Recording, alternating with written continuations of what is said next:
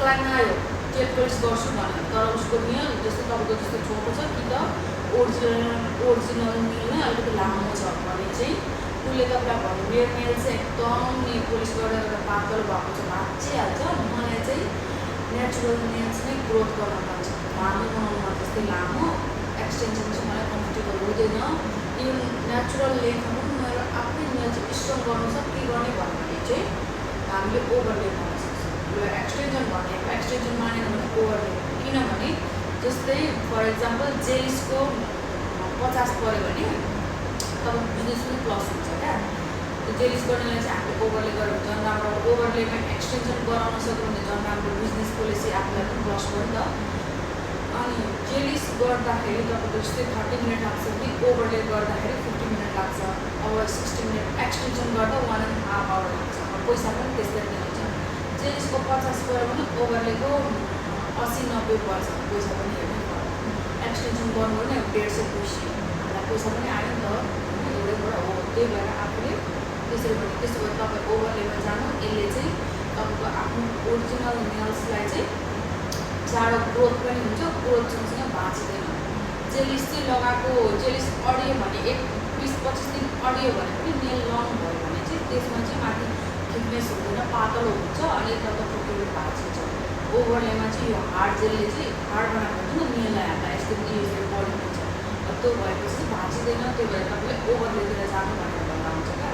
कति छोटो छोटो नेल्स पनि मोटो मोटो पुक्क देख्नुहुन्छ नि मोस्टली फरेनरहरूले त्यसरी गर्छ पर्ट रिस्ट्रेसनहरू भयो एडमिटहरूले चाहिँ छोटो नेल हुन्छ तर उनीहरूको कस्तो राम्रो उनीहरूको जेलिस लगाइसकेको हुन्छ नि तर उनीहरूले जहिले पनि ओभरले गर्छ उनीहरूले एक्सटेन्सन गर्दैन क्या त्यसरी चाहिँ तपाईँले कन्भिन्स गर्नुभयो अनि यो पिक्चरमा किन उठाउनु भनेको भन्दाखेरि चाहिँ जस्तै एउटा जस्तो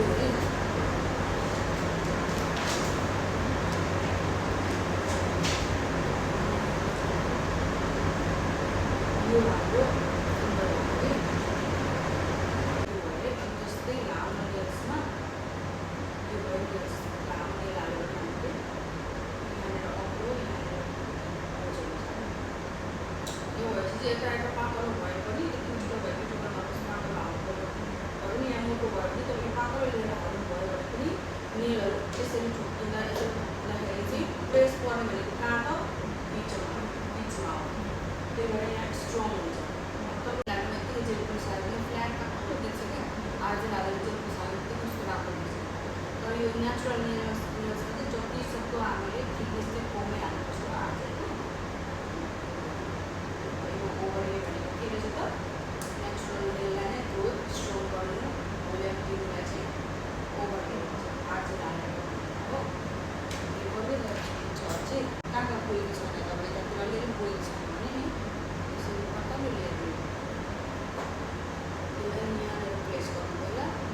अनि यसलाई प्रेसको लगाए जस्तो पनि यसरी ब्रसको लिएर अनि यो पुस गर्छु